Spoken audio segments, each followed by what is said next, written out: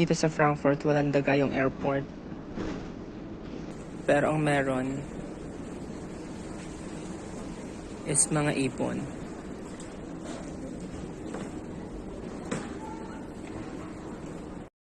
Ako talaga lagi akong maaga. Kahit train booking man yan or kahit anong biyahe, lagi akong maaga talaga para may space sa katangahan. Okay, bye-bye Frankfurt. Now flying to Turkey, Istanbul. Yung jowa mong hindi pa? Mode feature must be turned off. All electronic devices must be disconnected from the in-seat power supply and safely stowed. So ayun na nga ang akla, pabalik na tayo sa realidad ng buhay ulit matapos ang 12 days trip sa Europe.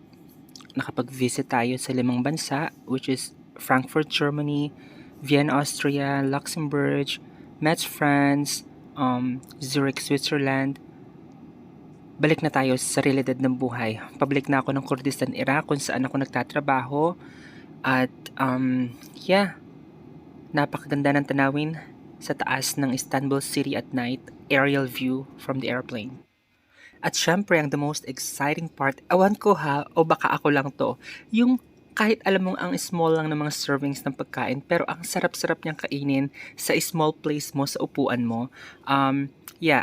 By the way, I got a beef, kebab style, meron din tayong warm bread, mixed vegetables, tapos meron din tayong vanilla custard for dessert, tapos meron din tayong butter dyan, tapos drinks, and I asked for cherry juice.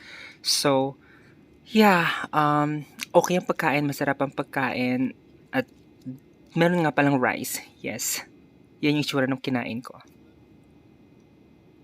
Nilagyan ko ng lemon. Yung last time na sakay ko, medyo maanggo yung beef, pero this time, bongga.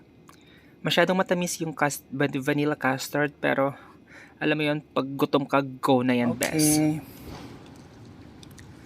Back to reality. Back to work. And grateful. So by the way mga akla, mag-upload ako ng mga bansang pinuntahan ko. Itutour ko kayo for free. And also, magbibigay ako ng mga tips kung paano yung pag-book ng mga train tickets, kung gusto nyo mag-travel, border to border sa European Union. Mag-upload ako niyan kung may balak kayong mag-Europe. So yeah, thank you for watching. God bless you. Bye. Yot.